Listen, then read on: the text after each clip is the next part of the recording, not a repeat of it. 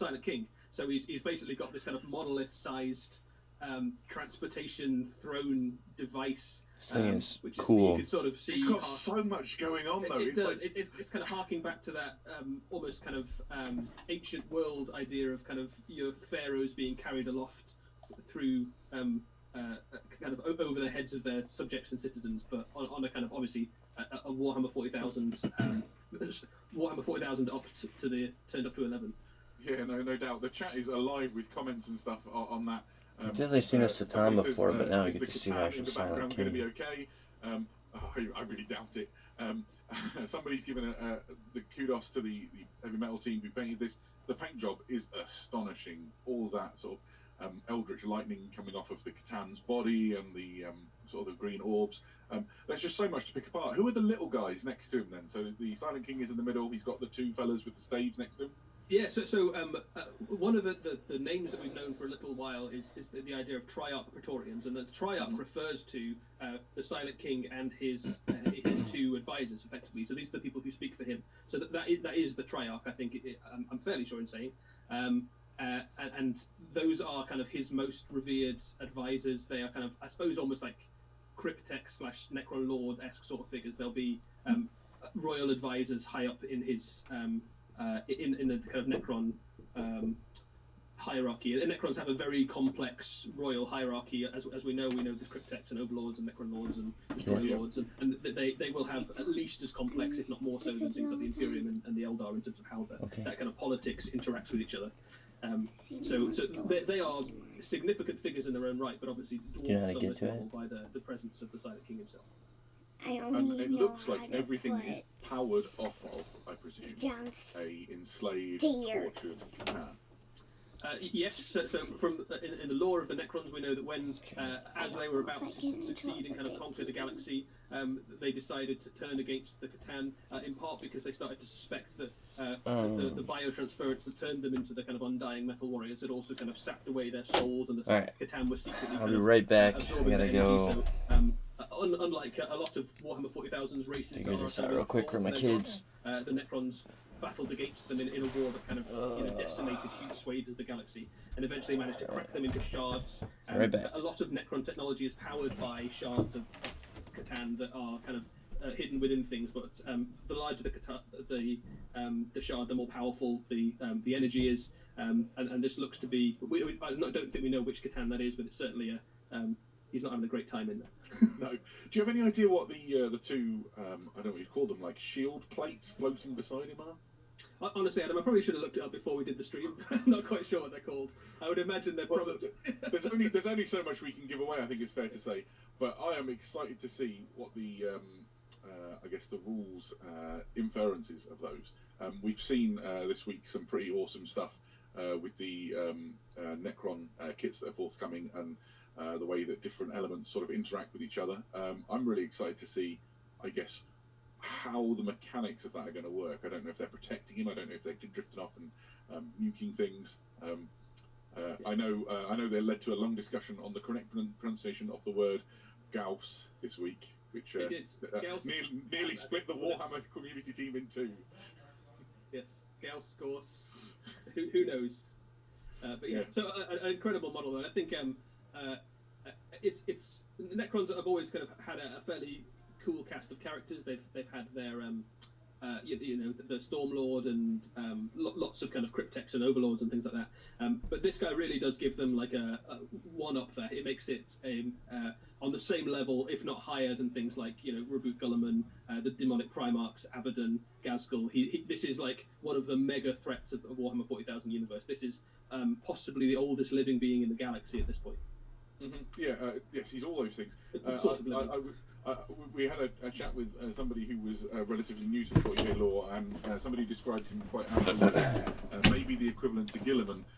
Somebody else said, or the Emperor. I mean, for the Necrons, he is the top dog.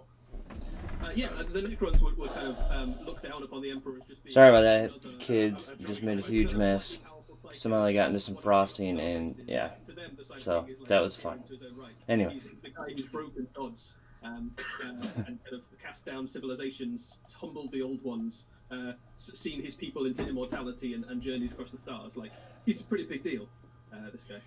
Yeah, no doubt. And offering smooth low fives to everyone who comes his way. I love it. Right, so what else is there to say about the Catan? The Catan. Goodness me, I'm fixating on the blob on top. The Silent King. One thing that probably is worth saying, just before we move past the Silent King, is that you'll notice there's a similarity between the colour scheme of the Silent King and the models in the Indomitus box set. That's a really good point. So the models in the Indomitus box set do represent parts of the colour scheme that's painted up in that box by the Heavy Metal team represents the Silent King's own personal dynasty. So not only do Necrons have a box set to look forward to, a brand new character to look forward to, they also have the equivalent of a brand new sub-faction, the equivalent of, like, if you added a new Space Marine chapter or a new Chaos Legion or a Craft World. This is, again, a pretty big deal. In the lore of the Necrons, this was previously the most powerful of all of the dynasties, but because they were kind of waiting for their boss man to return, they were the slowest to wake. So we're only now starting to see them emerge en masse across the galaxy. Yeah, and I think that in some ways this is the payoff to the lovely narrative you've been seeing unfold, and this rising Necron threat is that the Silent King is clearly going to be at the heart of this unfolding narrative. It's very exciting. Right, so what we're going to do is we're going to go over to the first part of our face-off. So, as we alluded to before, we've picked some of the protagonists from the Indomitus box, and we've pitted them against each other in games. And we're going to give you, the chat, the chance to weigh in with us and discuss who we think is going to win out of the relevant matchups. So, the rules are simple. There are 3 rounds fought between, well, up to 3 rounds, best of 3 rounds, fought between each of the protagonists. Space Marines have the initiative in the first, the Necrons have initiative in the second, and in the event of a tie-break situation, we have diced for who goes first. All of the games have been adjudicated by the one Ben Bailey, who will join us shortly to talk it through. Eddie, I'm going to champion, I think it's pretty fair to say, the Heroes of the Imperium as we talk about their rules. You've got the Necrons. Yeah, absolutely. I'm all in for Team Xenos. I'll put my allegiance to heretics aside just for today to champion the Xenos. I'm more than happy to see the Imperium crushed. However, whichever army decides to do it. Nice. So let's have a look at our first bout. Let's see. So, okay, Warriors. Round 1 is Primaris Assault Intercessors versus Necron Warrior Squads. We have 10 Primaris Assault Intercessors versus 20 Necron Warriors. Now, if you want to vote for who you think will win, you can only vote once, and it's really simple. You press 1, or oh goodness, the voting is well underway already. You press 1 if you think it's going to be the Assault Intercessors. You press 2 if you think it's going to be the Necron Warriors. And the bar in the bottom will track things. Now, we have at our disposal all the data sheets for these units. They're talk found unless I read. I don't understand. Booklet, 2 ways. Subscribe free. The Indomitus book contains all the data sheets you need to start playing with your models. Eddie, what do you think the strengths of the Necron Warriors are in this matchup? So, I think one of the key things that's worth saying here is that this is 10 Assault Intercessors versus 20 Necron Warriors. So, Assault Intercessors we know have a higher power level. They I ain't going in. I didn't even see it. We've kind of tried to even it a little bit. This also represents the amount of models you get in that box set. So it's 10 on 20. Necron Warriors get some cool new stuff to play with in this new box set, in this new edition. We've seen Necron Warriors for a long time now. They've been part of Warhammer 40,000 for a few decades. But they get some new tricks up their sleeve in this box, thanks to their new weapon, which I'm just going to look at now. So they've for a long time they've had access to a Gauss Flayer, but now they also have access to a Gauss Reaper, which is shorter range. It's range 14. Much punchier at short range. Yeah, much punchier. So range 14. It's strength 5, AP -2. So it hits harder than a heavy bolter. So it's a really nice option. And I think one of the things that you'll probably start to see is a mix between the two. You've got your kind of Necron unit that can sit back at range 24 and blast away at range, soaking up the hits. But you can also have those Necron units that can either be kind of a counter assault punch, or even with that ability now that we know to kind of outflank, kind of come on from a board edge or from behind an enemy and blast them at short range with those strength 5 AP -2 shots, which are basically Space Marine killer shots. Yeah, would you take the Necron unit and mix the weapons within them, or would you, if you were trying to optimize the squad, would you go for all one weapon type? I think I would probably go for all one weapon type, and I would have a variety of squads. So if I was looking to kind of deploy the army to kind of take a charge, what I'd probably do is put your range 24 guys at the front to kind of get in range quickly, start soaking up some hits, shoot away. When they get charged, Necrons are okay in combat. They're kind of strength 4 and they hit on a 3-up, but they haven't got any extra close combat punch particularly. And then when that unit with the Gorse Flayers was charged and kind of took some hits, I'd probably fall back and then run up to point blank range and blast away with the Gorse Flayers, which is 2 shots each, strength 5, AP -2, which is enough to kill most things. You can threaten pretty much anything in the game. Once you get to strength 5, you can start threatening things like knights and land raiders even. Yeah, I think from the Space Marine point of view, the AP2 is terrifying. Reducing your lovely power armor saved by 2 is a real problem. And I think for the Primaris Intercessors, it really just depends on that first round. I have to see going to the well, let's get to it. If they can make it into combat, they're going to... Most people think the Space Marines are going to win. +1 attack, so then they'll be dropping 3 attacks each. I think they'll just chop the Necrons to pieces. I think that'll be fairly straightforward. The problem comes in round 2 and the playoff round, because those Necrons have the potential to just blow the Assault Intercessors clean out the water. Yeah, I think that the Assault Intercessors are fairly durable. We know they've got 2 wounds each, like the rest of the Primaris brothers. The chainsaws obviously are pretty tasty in combat. They're kind of chopping through stuff with -1 AP, which is pretty good. That's an improvement on previous chainsaws we've seen. So I think in a combat fight, you're absolutely right. 10 Assault Intercessors beats 20 Necrons. But if they get a decent round of shooting first, I'm feeling like the Necrons might edge it. Looks like the chat is thinking Space Marines. It is. A couple of people have asked how they vote. You just type 1 or 2, and 1 for Assault Intercessors, 2 for Necron Warriors. And somebody has rightly pointed out they of course have the Angels of Death rule. So yeah, that just makes what I said even more in the favour of the Space Marines. I think if they can get their ceramite-clad, genetically modified post-human fingers around the necks of the Necron Warriors, things will go quite well. I just fear the rapid-firing AP death of the Necrons. Yeah, we don't know what their actual kit out is. Should we bring Ben in to let us know? Right, yeah, let's bring Ben in. He can give us the lowdown. Hi, Ben. Hi, Ben. So, all right, you were the man behind the dice. Yes. You were the adjudicator of this game. So, how do you want to reveal the results? I believe you've got a big sticker you can splat across the... Are they not going to show them actually rolling the dice and doing it? Yeah, I do. What I think I should do first, though, because this actually came down to 3 rounds. There was the it did come down to 3. That was my first question. Yeah, they're definitely... Man, this is... I thought they were going to actually like do like a live stream of them like... Necrons get to go first in round 2, and then in round 3... Throwing the dice. Initiative roll. Now, I just overheard you both there saying how, you know, in round 1, the Space Marines, they walked up, they shot with their pistols, and then they charged in. And I think at the end of the first combat phase, 13 out of the 20 Necrons had been decimated. Absolutely ruined. So there was only 7 of the Necrons alive there. And then going after that, the Necrons tried to fight back, and they actually managed to kill a Space Marine. Only 7. Like, I fluffed some of my rolls sometimes. The armor saves went down a little bit, and they killed 1 of the Space Marines. That just seemed to anger them more. I used the new morale rule, you know, the combat attrition rule as well. The Necrons clearly failed their morale check, and I am awful at rolling dice. So you've got 13 dead from the combat, 1 then ran away from the morale phase, and then 3 more ran away from combat attrition.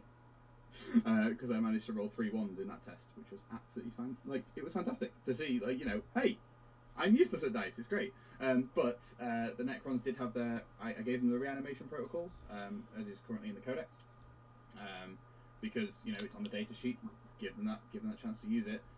4 Necron Warriors came back, which was pretty hefty.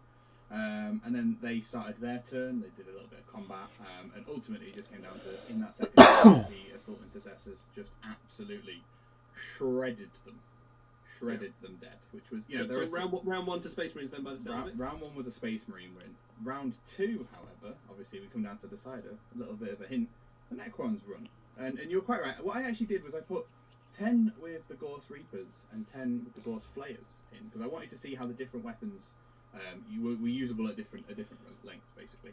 And what I did was I deployed them right at the back of the board, so that they could, you know, it's only a 12-inch board, so everything was still in range. But the the Ghost Flayers, I did those at once, and I think they ended up killing 2 Space Marines straight off, which was pretty good going. You know, down to 8 already on the Intercessors. And the Ghost Reapers came in, and I hit 8 times with the Reapers. I wounded 6 times with the Ghost Reapers, but putting them onto a 5-up armor save really just meant that they all like they failed all of those saves. So at that point, your Assault Intercessors are already whittled down, so to speak. What didn't help in that fight was I ran them forward, shot some bolt pistols, killed a couple of Necron warriors, and then got failed the charge, which was you know it's a thing. I failed that charge. I got a 3 on the charge, which was great, and then so the Necrons ended up killing the rest of them. And in the very last round, I rolled for initiative, and the Space Marines won the initiative. And from there, it was essentially a rinse and repeat from round 1. Where they went in and the Space Marines were champions. And I was a little bit worried for a minute that, that things were starting to go the way of the Necrons. Okay, so it sounds like that's a pretty even matchup between 10 of those Assault Intercessors and 10 of those Necrons, and it feels like it really came... 10 or is it 20? What happened? I thought it was supposed to be 20. Initiative roll. So your Necron's able to kind of kill more than half of the Space Marines if they go first. Same deal for the Space Marines. So basically, whoever gets the drop in that particular matchup looks like they're going to be... If somebody's curious, I'm working on Pharaohs for a buddy of mine that's actually moving to the west coast of the state. Is the Scarabs Little surprise for him. Outriders. I think we've got a picture. No idea I'm doing this up it's for interesting him. at the moment at Games Workshop because we're socially distancing very carefully to make sure that we keep all our people safe. And so this has actually been a team effort from a number of people. And the photography team went in and set up these lovely shots to represent the games that Ben Bailey had to then go in later and play. So here we have 3 Outriders versus 12 Canoptek Scarab Swarms. That's the interesting. voting has already begun. You can't stop the chat. There is no way to do it. Eddie, that's more Canoptek Scarab Swarms than you get in the box, right? Yeah, so we ran this... we've kind of paired these up to kind of make them as close as possible. You get 6 of those Canoptek Scarab Swarms in the box, but because the those bikes we know are going to be more points and power level, we decided to double up on the Scarabs just to see what a kind of a matched kind of matchup would look like. So we've gone with 12 of the Scarab Swarms, and 12 of those Scarab Swarms gets pretty scary because each one of those swarms is kicking out 4 attacks each, which is a lot of attacks. So when you've got 12 of them, you're dropping 50 plus dice. They hit on a 4-up, but any 6s to hit, and you punch straight through the toughness and go straight to armor save, which is a big deal. So against something like Space Marines or Space Marine bikes who've got quite a high toughness, that's really helpful. 5, yeah. Where they really come into their own is when you get these Scarabs into things like tanks and knights and kind of big monsters, where all of a sudden you can kind of bypass one of the best defenses of the toughness and go straight to wounds, which represents the that those Scarabs being able to kind of atomically eat basically anything, whether it's made of adamantium or flesh. They're equally capable of kind of chowing down on those atoms. Yeah, there's really something to be said for the Scarab special rule, isn't there? That said, I'm of all the matchups in my mind, I think this one is the one that feels the most straightforward. You have toughness 5 because they're on those Outrider bike Space Marines. They have the devastating charge ability that gives them +2 attacks when they charge. They've got Astartes chainswords. They are death on wheels. They also have Angels of Death as well, which I think gets them up to something. I think it's 6 attacks each or something. When they charge, I think it's 6 attacks each. And before that, bear in mind they've also got those twin bolt rifles. It's just grim. There's a lot of depth on each one of those. Yeah, they're my favourite thing in the Indomitus box set. I think wheels have never been given a greater purpose in the history of the universe, and I can't wait to see them in large numbers. So the chat seems to be levelling out at about 67% to 32, 60. We need to be brisk with this, but let's bring Ben back in, and he can give us the. How did the first round go, Ben? Yeah, so the first round in this, the Space Marine bikes going first. Essentially, using the bolters on the bikes themselves, they managed to take out quite a lot of the Scarab swarms straight away, just whittling them down. And then the 6 attacks each in combat. I'm pretty sure between, if I remember rightly, between the 18 attacks that they had there, they ended up actually killing 4 bases of Scarabs. So they only failed on 2 of their attacks to actually end up going through the saves and things like that. Yeah. They've only got a 6 and toughness 3, so Yep. they are pretty squishy when you start hitting them. Yeah, as long as you get that wound through with an Astartes chainsword, that AP -1, you don't get that save. And then the Scarabs ended up. They actually killed one of the bikes in return. You know, I rolled some silly amount of 6s, which just went straight for the toughness and the armor saves. Unfortunately, were failed for the Space Marines, but it was just after that. They were locked in combat at that point, and just going back and forth between them, the Space Marines ended up just mowing them down. That initial brunt of taking something like half the Scarabs out in their first turn, and then just having to slowly mow them up after that was good. So that makes sense from like a shock cavalry perspective, I think. Yeah, did things go much worse for them when they weren't the Chargers? Oh yes, because they didn't have the turn to shoot and get rid of some, and they didn't get their turn to charge. So the 12 Scarab bases, they've got a 10-inch movement. So you know, you're starting 12 inches away. They just ran up the board and ended up 2 inches away from your opponent. They've obviously got no shooting, which is fine. Ended up getting like a 10-inch on the charge as well. So they ended up just wrapping around all the bikes. So all 12 of them, 48 shots. I rolled my first dice and got 18 automatic wounds. Whoa. 18 6s out of 48 dice. I was like, 48 dice then. Yeah, they have bikes. So and then there was 17 more wounds after rolling the 4s to hit and the 5s to wound and things like that. So in the first round of combat, there was 2.5 dead bikes. For the Space Very Marines. sorry-looking sergeant coming in Scarabs. He was sat there going, I don't know what to do. I mean, admittedly, he took some wounds off another Scarab. So far and off then of these, managed to use it's his bolt pistol really as seems well, like it's which based killed off some initiative. Like Scarab whoever gets Scarab. initiative is But, going to be yeah, he fell very quickly. who's going to win this next round.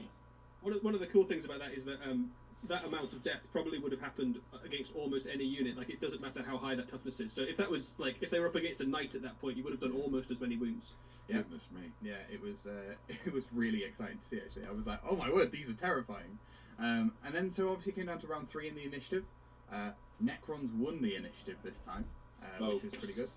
So Necrons they rolled win. a 4 and the Space Marines rolled a 3. I was like, yes! I mean, I'm not rooting for the Scarabs. And then they just essentially rinsed and repeated. They didn't quite do as much damage in the first turn. They only took 2 bikes, not 2.5 out. But again, they rolled a crazy amount of 6s there. But when you're rolling 48 dice, you're going to get a good amount of 6s. 48 dice, man, that's crazy. Oh, that's worthy winner. We'll take it. I can't say I like to see it, but at the same time, cheering for the underdog doesn't seem to. I mean, it's gameplays, right? They're not doing gameplay. They're doing these weird recaps, which is unfortunate. I don't know. That's a good question. All right. It'd been cooler to see the rolls like The live. first round, they take it in the second. The next matchup, I think, is where things start to get super interesting. If you've been studying all the rules on those data sheets, the Blade Guard Ancient and the Blade Guard versus the Scorpec Destroyers and the Plasma Sight. Right. So if you want to have a look at these data sheets, by the way, guys, there's an article up right now on the Warhammer community website where you can have a look in detail as me and Adam discussed them. This is an interesting one because you've basically got 2 very good close combat units, the Blade Guard Veterans and the Scorpec Destroyers. Similar sort of job in their army. They're your kind of hard-hitting, durable assault unit. Both of them are backed up with a supporting unit, the Plasma Sight in the case of the Necrons, and the Ancient in the case of the Space Marines. This is a very close fight. On power level, the Space Marines are slightly higher, also going to be slightly higher in points, because that Ancient comes in a fair chunk of points. But in a straight-up fight, this is a fairly even matchup. The power discrepancy is an interesting one because obviously there's more power points for the Space Marines, but a lot of those are tied up in abilities that are going to have no impact at all here. That's definitely true. I think if you look at some of those stats, I'm going to champion the Necrons for a second here. That unit has an absolutely horrendous close combat ability. So there's a few different ranges of weapons they've got. They've got hyperphase reap blades and hyperphase threshers, and they are either damage 3 or damage 2, and at least AP -3. So they're going to cut straight through that power armor and go straight to invulnerable saves, which you'll get on those storm shields. And because they're destroyers as well, they're also re-rolling hit rolls of 1. And because there's a Plasma Sight in there, you can basically hypercharge that unit. You roll a dice to kind of inject them with dangerous levels of energy. If you roll a 1, one of them dies, but they all gain extra attacks and strength, which takes them potentially to takes potentially to 5 attacks each, which is pretty terrifying when you've got that kind of level of damage output. Yeah, and it's not to say that things are all their way. Obviously, each Blade Guard veteran has 3 attacks. They're Angels of Death. They have Power Swords and Storm Shields. They've got great offensive and defensive capabilities. And the presence of the Blade Guard does improve their odds a little bit with the hit rolls are increased by 1. I think the chat has made its mind up with a roughly 60% likelihood towards the Necrons. Let's bring Ben in, and we'll quickly go through the. Always going to go. Before we get to our next preview video. Yeah, so this was. Always going to go with match, Marines, but, because I have to. Went, oh, this is going to be intense. I love the Blade Guard veterans. I love the Destroyers. They're fantastic miniatures all in their own right. And when I put them on the battlefield, the Space Marines obviously went first. They got to do their movement. They did a couple of bolter shots off. Managed to wound one of the Destroyers. And then they got their charge in. Now, I thought, well, one of them's already at half health. I'm going to use the ability of the Plasma Sight here to try and get the Destroyers up to that extra attack. And I rolled the dice, and it was almost slow motion movie time as it trickled over the dice and landed on a 1. So it killed one of the Destroyers before they even got to fight, which was just, it was the way it happened. And then the Space Marines in that, they ended up getting the 10 attacks, and with the +1 to hit from the Blade Guard Ancient near them, which is key. They ended up managing to decimate the Destroyers in their first round, because I failed all of my invulnerable saves on the Destroyers. Every single one was a 2 or a 3, which was pretty... So, all dead on the first turn? All dead on the first turn. Oh, never mind. I think it's interesting when you have those kind of roll a 1 to see if something bad happens, because almost every time I think people are doing that, right? Yeah. Like, I don't even know what the stat line for a plasma gun is when it's not an overcharge. Like, if you're shooting it and you've not overcharged it, you're doing it wrong. Yeah, I managed to roll 3s on my invulnerable on my armor saves for all of them pretty much, and they just fell over from the AP. It was hurtful. Anyway, going into round 2, the Necrons looking to fight back here, giving them obviously the initiative because it's only fair. They ran into the Blade Guards and absolutely just walked in and just went with those 3 damage weapons, just carved them apart. It wasn't quite a round. It wasn't quite a round 1 defeat for the Blade Guards, just because the Ancient was sat at the back, not in combat. But it ended up. I sort of thought, I'm going to put the Plasma Sight into the Blade Guard, see if that can do anything. Nothing happened. He hit him with a metal hand, and the Plasma Sight was like, eh. It's fair to note that I didn't decide to do the extra fight when I had the full unit there, because I didn't want to risk another 1 after I rolled it in the first match. But eventually the Necrons did overcome the Blade Guard veterans and the Ancient and kill him. And then I did the initiative for the very last round. It seems there's a little bit of a balance going here because the Space Marines won. And this time rinse and repeat. They went through, and it took them 3 rounds of combat to end up killing the Destroyers. So we have a 2-1 victory to the Space Marines? We currently have a 2-1 victory to the Space Marines. Oh, And you can, I was feeling good about that one for the Necron perspective, but never mind. and you can thank the Blade Guard Ancient there, because he bopped one of the Destroyers in the very last attack to hit him on the head and kill him. I think there's an interesting thing about both of those units that's worth saying is that even though there's units supporting those, neither of those is at maximum efficiency there. One of the great things you can do with the Indomitus box set and those Blade Guard veterans, if you're playing with it, if you have the Captain and the Lieutenant and the Ancient there, you basically can get hitting on 2 ops, wounding on 3 ops, and re-rolling all of the 1s. You can have an incredibly competitive, hard-hitting unit. And a similar thing goes for the Necron unit there as well. If you combo with some of the Necron Scorpec Destroyer Lord, you can get some other re-rolls. He really brings out the best or worst in them, doesn't he? So they hit real hard without him, but as soon as you start adding those other units in, you can just turn it into like an absolutely battering ram of assault awesomeness. So we are slightly past the halfway mark of our face-off, and we have a brief pause while we show you a new video. Ben, why don't you roll film, and we'll be back in just 1 moment after this. All right, let's see what this is about. The Primaris Chaplain that was leaked. Chaplain bike. This was leaked on the the store ordering forums.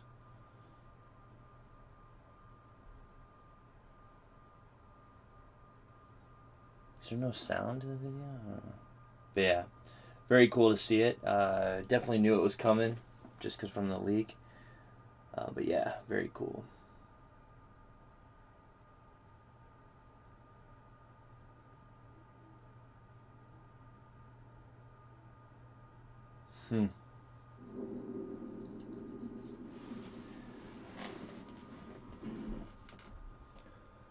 Sound, they're showing it again. Yeah, I guess the sound's just not working for this video for some reason.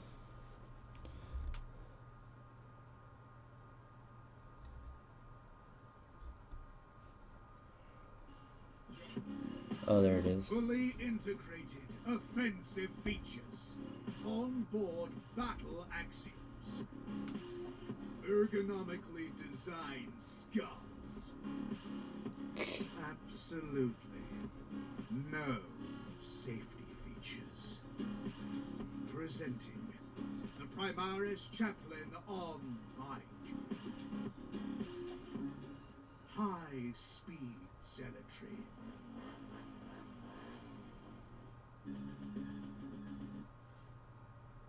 And we are back with possibly an even better use for a wheel, a Primaris Chaplain on bike. Eddie, what's the story? Well, it's pretty much as you say there, Adam. It's a Primaris Chaplain on a bike. I think anybody who's familiar with Chaplains or Primaris Space Marines or bikes will kind of be able to work out pretty much what that means. I think for those people who've been eyeing up the new Space Marine bikes especially and working out how do I fit this into an army, how do I make it work, what are the units I'm going to put alongside it, here is your answer. The stat line for those bikes already is going to lend itself very well to, as we've seen in the demo earlier, the kind of hard-hitting cavalry charge. And this guy is only going to make that hit harder. White scars are going to get nasty. You can kind of move their auras around the battlefield. We can, especially for things like chaplains, where you want to keep them kind of in the heart of the fight, and you want to get them stuck in. It's going to be a great addition. And the model is just really cool. Yeah, no kidding. It's just an astonishing piece of miniatures design, isn't it? That sort of silhouette that we've seen with the Outrider bikes already, and then Chaplanified, if that's a word. It is now. Up to 11. The book chained to the front. The Crozius held aloft with the wings. It looks like you could take heads off with that thing as you go by. It looks like not just heads. It looks like you're going to obliterate people with that as you ride past. I think one of my favourite things about it is it harks back a little bit to what we were talking about before the stream. That older Space Marine Chaplain model on a bike that I remember from my childhood coming out, and I'm being amazed by it at the time, and now seeing the kind of this version brought to life in kind of glorious plastic. It looks incredible. You can see it lending itself really well to loads of armies. I think you've talked about it being a Dark Angel when we've seen it before. I think it would look like a great Blood Angel or a Black Templar as well. I think there's a lot of armies where this guy's going to look absolutely right at home. Yeah, and I couldn't think of a better thing to accompany the Outriders that are going to be in the Indomitus box. I mean, from my perspective, I've been itching to do Primaris Ravenwing, and this is just... So we think 50, 60 US? I can't wait. I mean, characters alone, I guess new name characters are 40. Like this is $40 US, so I can only imagine. White Scars players are going to be very keen to kind of have characters. Maybe 40 because he's not a named character. Ravenwing, absolutely, as you say. I don't know. And I think even adding him in on a bike to non-bike armies, I think was going to be very handy as well, because characters with any kind of extra mobility is really handy. We know that we see lots of Chaos players will almost always choose to put wings on Demon Princes just because that extra mobility is really handy. Same deal with things like jet bikes for your Custodes characters, jet bikes for Eldar characters, and the model looks great. It's great in game. Why would you not, right? Of course, yeah. So hopefully that's hyped everybody up in the chat a little bit. I'm certainly looking forward to learning more about that and when it will come out. Shall we go back to our face-off? Let's. We've got essentially two, well, it looks like on the yet to go. And I think that on the order forms that shops have been getting, that it's going to be up for pre-order at the same time. The first whether that's true or not, I don't know, but that's what it appears. Is the Primaris Captain versus the Necron Overlord. Sorry, I've just had to close windows. My chat has blown up because all my friends are so excited about a Primaris Chaplain on bike. The chat is undecided on this one. Just again, guys, if you want to have a look at the data sheets for these guys, they're up on the Warhammer community website just now. It's got the running order as well, so you can kind of see which matchups are coming. This is a very close fight. I think you're right in saying, Adam, this is one that's going to be it's very difficult to call. Yeah, so, I mean, the Primaris captain is a tier 1 killer, there's no doubt about it. He has fantastic offensive and defensive capabilities. He's got the Mastercrafted Power Sword, which really cannot be underrated with its damage 2 and its -3 AP modifier. He's got just fantastic stat line and a Storm Shield. So, sorry, I beg your pardon, a Relic Shield. Because it ain't just a Storm Shield, it's got the skeleton of his dead friend on it, and it's even better. I think in most situations you'd fancy him as the favourite. But as you and I had a little chat about this beforehand, there is a lot in the corner for the Necron Overlord. Yeah, so let's just have a look at him. So it's a comparable stat line. There's not much to choose between the basic stats of these guys. The Necron's got a little pip of extra toughness compared to the Space Marine. He's got less attacks, so that's interesting. But every one of his attacks is more dangerous. Yeah, Hyperphase Blade is very, very good. So he's Strength 5 basic, it gets +2 Strength on top of that, so he's up to 7. It's -3 AP, which is the same as the Power Sword, so hits harder than the Power Sword, it punches through armour at the same pace. D3 damage instead of 2. So there's an interesting debate in some 40,000 circles about whether 2 damage is better than D3 damage. Where do you stand? It's very situational. I think it depends on what you're shooting at. Certainly, there are times when you're shooting against something that's got multiples of 3 wounds when D3 damage is better than 2 damage. Most of the time, I think 2 damage is pretty tasty. But in a character fight, the D3 damage makes this guy a little bit swingier in terms of if you roll high on those damage, you can conceivably kill that Space Marine captain in a single round of combat without too much trouble. If you roll low, it might be a bit of a slog. I think the wild card here has to be the Tachyon Arrow. I've seen somebody in the chat already call it out. We're playing. We're playing. Ben created these games on a small surface, but it has a 120-inch range. You get one shot, which will hit on a 2+, strength 12, AP -5, damage D6. You could blow the captain's head off with a single shot. Yeah. I think one of the fun things, there's 2 fun things about the Tachyon Arrow. One of them is in game when you use it, because it literally is a one shot, right? So it's going to be quite tempting to use it on the first turn of the game to make sure that your guy hasn't died. But there's from a lore perspective, the Tachyon Arrow is quite fun, because basically what it does is it deletes you from time. So if you get hit, the atoms in your being no longer exist in the universe or have ever existed. Oh wow! So that's kind of fun. I quite like that.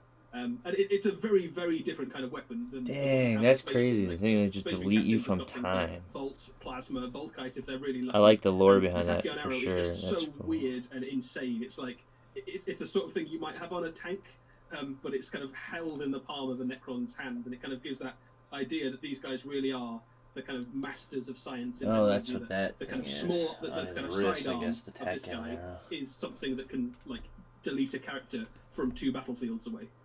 I love it. Right, so I remain firmly in the corner of the Space Marines. Team Necron, all the way. But I am nervous about this one. Let's bring Ben in and he can give us the rundown. Hello. I think it's worth saying that neither of you actually know how this went. No, I so do. You can both be genuinely nervous. It was a very, very close match. But for reasons we'll see in a moment. So the Space Marines went first. Managed to get a cheeky bolt pistol shot off, heavy bolt pistol shot, which went through the armour of the Necron Overlord. And then he got into combat with him and minced him up good. Literally, turn 1, just went slice, slice, slice, slice, slice. It was like watching a culinary expert deconstruct this Overlord. It was fantastic. I don't know what dice you were rolling, Ben, but that doesn't sound like the way it should have played out. It wasn't very... But the Necron's going in first and the second turn. I've seen a couple of people in the chat saying, please Tachyon Arrow in first turn. Please, please, please, please, please. You are not disappointed. As bad as my rolling was in the previous turn, he hits. He wounds, fails save, natural 6 on the dice for the damage. He just framed him. Absolutely, just removed him from time and disappeared. He just disappeared. That's Space Marine Captain. So the Necron Overlord won round 2, and it came to who went first in round 3. So, You want to show us the picture? the winner picture. So, I'm curious. Okay. I can talk you through it as we're doing. Go on The then. winner of round 4 was the Necron Overlord. So he went first. He shot his Tachyon Arrow, which missed. He rolled a 1 into a 1. Oh, it was awful. It was absolutely awful. And eventually, when he charged in, he did 3 damage in the first turn, and then the Space Marine did 4 damage back to the Necron. this is where I don't. And then the Space I Marine wanna just see missed all of because his attacks. Well, not missed them, but I don't know if I can hit trust a few, this. failed to wound, and any saves were made.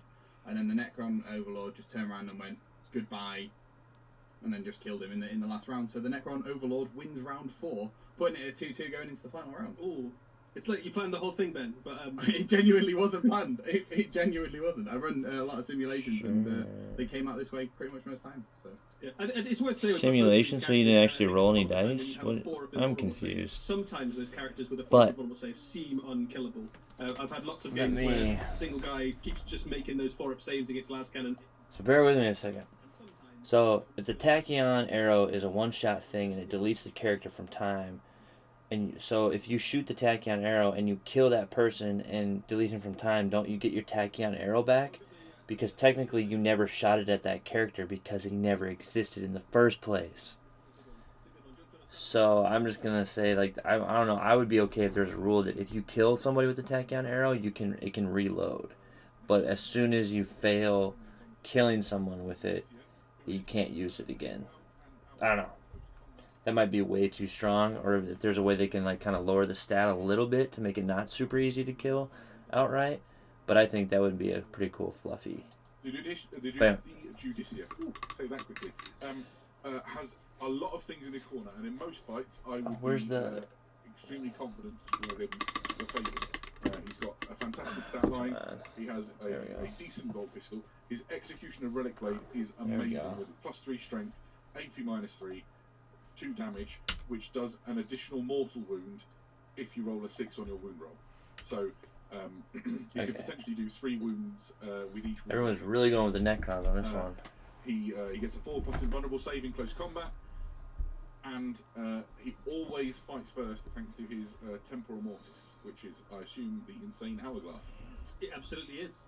But he's got a lot to fight against. He is going uphill. Yeah, so the Scorpec Lord in the green corner, there's the ancient terror of the Scorpec Lord, and this guy is a powerhouse character. I think he's up there, sort of in the same region as things like your kind of Demon Princes and Chapter Masters in terms of the level of damage output this guy can potentially dish out. As you can see from the miniature, he's got 3 pretty tasty looking weapons. He's got an Enigmatic Annihilator, which is Assault 2d3, Blast and Strength 6, which is pretty tasty. So he can. With Man, that, he likes get saying some lucky tasty. rolls, he can potentially wipe out some small units even without getting into combat with them. And then he's got a couple of weapon options for close combat. He's got a Flensing Claw, which is like a much larger version of the things that your flayed ones will have. And then he's got a Hyperphase Harvester, which is a much larger version of the things that some of the other Necron close combat units have. The Flensing Claw is very much about chopping up lots of enemies, so against orcs or gaunts or something like that. That's what it's for. But in a character fight, you're going to be using your Hyperphase Harvester, which is damage 3, effectively strength 8, and -4 AP. So it's a Space Marine killer. You get this guy into something like a unit of a Gravis Armored Space Marine unit, and every single successful wound is taking down a model. It's really, really good. In addition to that, he's got a 4-up invulnerable save. He's also a destroyer, which means that he can reroll hit rolls of 1, and he has an aura ability that means that him and any other destroyers can reroll any wound rolls of 1 within 6. So his aura ability also affects him. So probably what you're doing with him is charging him in to combat alongside your other Scorpec destroyers and chopping people up. And it looks like the chat favours him at the moment because he's on 65%. I think as staunch Imperial fan though I am, I have to see where the chat is coming from. I'm going to remain in the blue corner. I think the Judicia can get it done. It really is going to come down to a bit of luck, I think, though. I think there's some cool stuff about Judicia that definitely worth saying from a lore perspective. I think he's just a really cool character. He represents basically someone who is in training to be a chaplain. Before he's allowed to be a full chaplain, he has to, through deeds alone, inspire his fellows, which is pretty cool. Interesting. So that's kind of where he sits in your lore. He's kind of like, before you get to be a full-on chaplain, you have to take this Executioner blade, go find the biggest, scariest monster you can find, and chop its head off, which this very much is. I was going to say, here we are then. So let's bring Ben in. It looks like 64 to 35. Yeah, it was chat favouring for about 65% there that the Scorpic Lord is going to win. Round 1, the Space Marine Judicia went first. Managed to get a wound off from his pistol, which was pretty cool. Then charged in to the Lord. did 2 wounds in combat, which took the Necron Lord, Scorpack Lord down to only 2 wounds left, and then he proceeded to get chopped up. The Scorpack Lord turned around and went, "You had your chance, and you missed it," and just laid into him. Did you go all Hyperphase Harvester? I did every single time. Hyperphase Harvester every single time, because you're only against one model, and that doing 3 damage at a pop against that one model is absolutely terrifying. Okay, the Cleansing Claw gives you the option to have more attacks, but it's only the 1 damage. Great at being able to take down more multi-model units, but if it's just the 1, go with the Hyperphase Blade, because every one that goes through is 3 damage. It's insane. So with the Necrons going first, you think, well, okay, the Judici is essentially going first again because of the combat, right? You've got to whittle whether the shooting phase first, and the Scorpack Lord did indeed. He only got 4 shots out of his 2d3. It was pretty good. Overall, 1 wound went through, and I was like, 1's better than nothing, right? Going into it, charges in, goes last because of the ability of the Judicia, and then all 3 successful hits, 3 wounds, 3 failed saves from the Necro Scorpack Lord, and he just executes him. He takes that blade and just chops his head off. So they win each other's initiative. Yeah, which is the weirdest bit about it. They win. Everybody's been like, "Oh well, surely the person who goes first wins." No. This was completely the opposite. The person who went It's a second. powerful ability that you get in the Temporal Mortis. I think I'm going to enjoy setting up unlikely situations and seeing what I can get out of it. So it's good to see it works. So how does the 3rd round go? So the 3rd round was the initiative roll, and it went to. This is for the whole. This is for the whole. This is for the whole thing, right? Yeah. So we're tied on 1-all in this particular fight, and on 2-all between the previous ones. So it genuinely 100% came down to absolutely everything. And the Necrons won the initiative going into the final round. Okay. Well, it's good so far, unless you look at this one previous round in isolation. When last time they won the initiative or had the initiative, they died. Anyway, he got 5 shots this time off of his ranged weapons. 4 hits, 2 wounds, no saves. There's no way he gets the fight back. Okay. 3 wounds left on the Judicia. The Judicia, he then charges in. The Judicia fights first. 4 hits, 3 wounds done to him. Only 1 of them saved. So the Necron Lord is on his last legs, and then the Scorpack Lord fights and just cleaves him with Chops him into the next tube though. So a Necron win, but a Necron remaining on 1 wound at the end of all of it. Yeah. So it was indeed the Scorpack Lord that won it for the entire of the Necron side of the box. But it was really, really good, and I encourage everybody that gets in Dominus box to go and do these matches.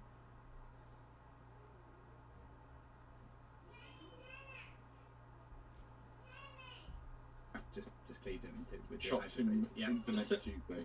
So a Necron win, but a Necron remaining on 1 wound at the end of all of it. Yeah, so it was indeed the Scorpack Lord that won it for the entire of the Necron side of the box. Little matchups. I know as things improve across the world that we're looking forward to filming some full-size battles as well. So if those of you who are like, well, I want to see all the models on a normal table and I want just want to see the dice roll. Those days are coming back. We're looking for ways to do it. But for my money, I love having a little bit of theory hammer with my fellow nerds and discussing who would win, and then seeing who won. So thank you, Ben, for running us through the simulations, as it were. And I hope you enjoyed getting to push very carefully heavy metal models around the table. Yes, it was almost a white glove situation, just very, very daintily moving. Trying to find a picture of the new chaplain, but I love it. On that note, I'm going to disappear for a bit. Enjoy the rest Cool. of the preview. All right. See you in a minute, Ben. Right. So, Eddie, we're not done yet. We've got a couple more things to go through.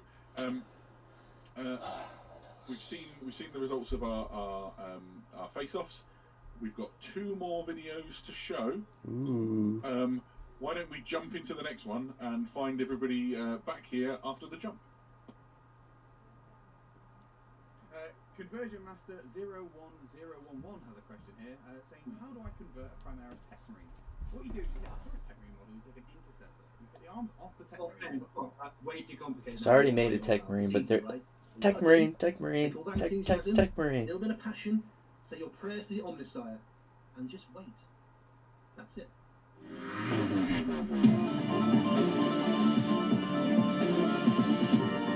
Nice.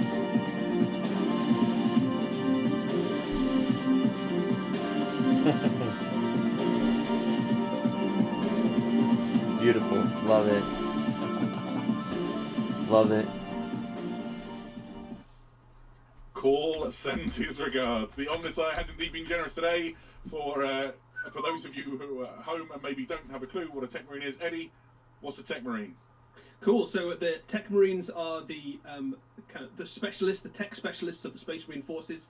These are Space Marines that have been sent to Mars or an appropriate Forge world to learn the skills of the Machine God under the tutelage of the Adeptus Mechanicus. They are Definitely twin gonna souls, get half in service to the chapter and half in service to Mars. a Tech And the Marine. Omnisci- Precisely phrased. I already by the way, have 10 one. out of 10 for your epic telling.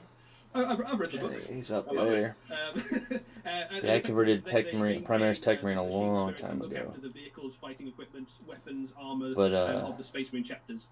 They are a vital part of the Space Marine forces. They basically allow Just more them proof to, they are to function. completely Space replacing Marines have the kind of the best war gear normal that the Imperium Marines. can provide them, and it's the Tech Marine's responsibility to look after it.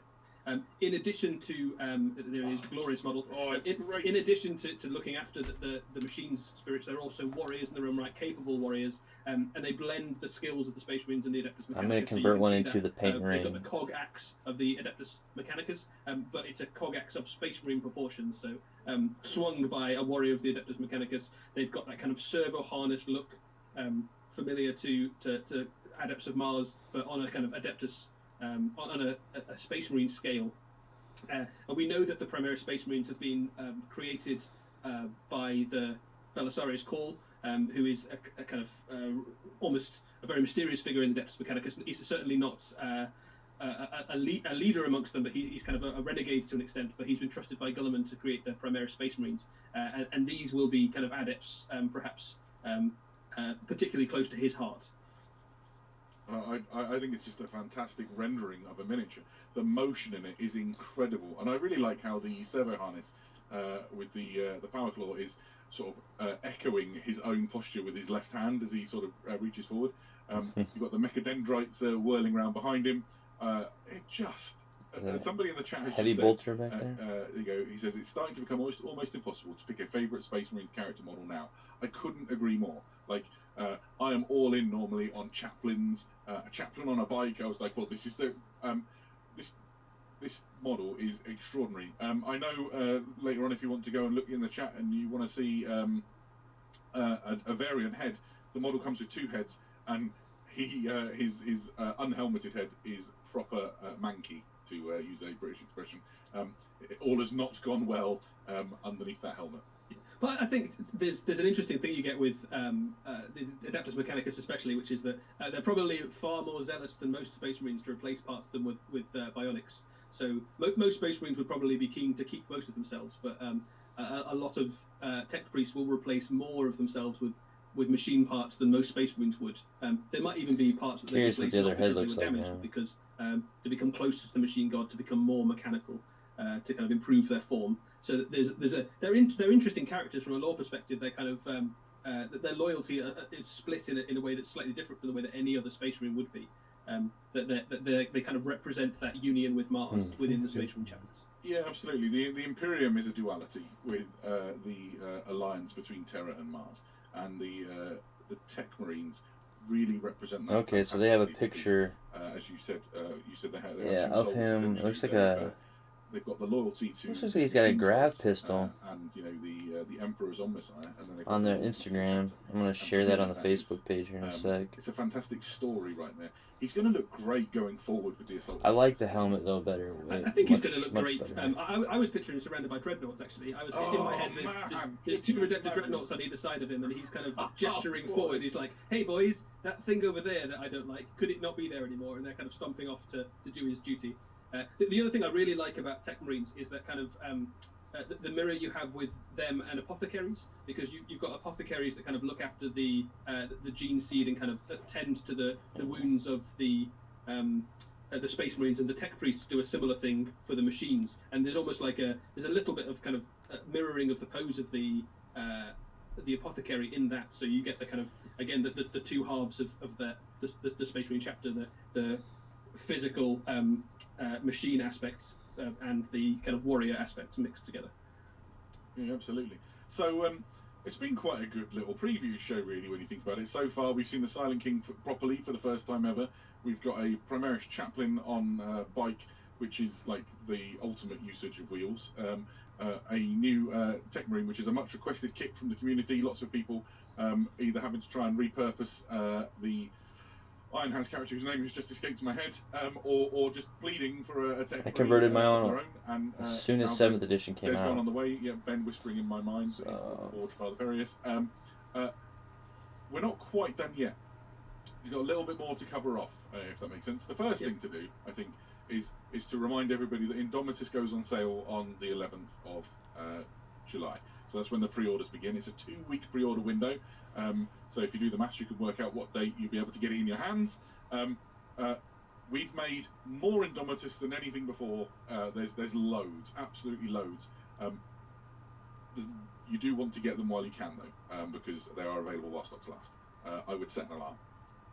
Yeah, I think it's such a cool box set. I think anybody who is a Warhammer 40,000 fan just wants that box. The miniatures are incredible. The guys have done such a good job with it, and I think that the obviously comes with the nice big rule book as well, which has got all of your rules, all the Crusade stuff, lots of new pictures and artwork and stuff. That box set is incredible. I think it. We've said it a few times, and we mean it. It's the best Warhammer box set we've ever made. I completely agree. So the next thing to say would be the 25th of July is when we will have our next preview show. It also happens to be the day you get Indomitus in your hands. So maybe we'll all join here again and we can be building and playing with our Indomitus sets and see what else is to come. And that connects really nicely to the sort of the thing I wanted to close on, which is we've seen pretty much more new stuff for Space Marines and for Necrons than we've ever seen before. Just incredible expansion of the Necron range, an incredible expansion of the Primaris Spaceman range, and it's really exciting to see the directions that the Warhammer Studio are taking these models in. I, for one, am super excited. We're not quite done yet. Is that fair to say? That's absolutely true. So we still have a few things to show you for the Necrons and for the Space Marines, and one of those things will be our closing video today to finish up with. I think it's been a really nice preview to have. I think it's been lots of fun playing through the games, and I think it's always a pleasure to kind of share these moments when we get to reveal something really cool with lots of people on the live stream. It's great to see your kind of excitement live as we show you something cool for the first time. Yeah, so really, I think what remains is to, from the one Ben Bailey behind the scenes, the tech priest of the Warhammer community, from Eddie Eccles, and from myself, thank you for joining us. Thank you for spending your time with us, for chatting, for voting, for discussing things. It has been a delight and a pleasure to host you and to have you with us. We'll see you again in 2 weeks for the next, 3 weeks. 3 weeks for the next preview. 3 weeks. Yeah. Let's leave you with this last video. Thank you, everybody. All right, let's see. See what other new stuff for Space Marines and Necrons. We once knew the gods. They came arrayed in gold and taught us of glory and of lies.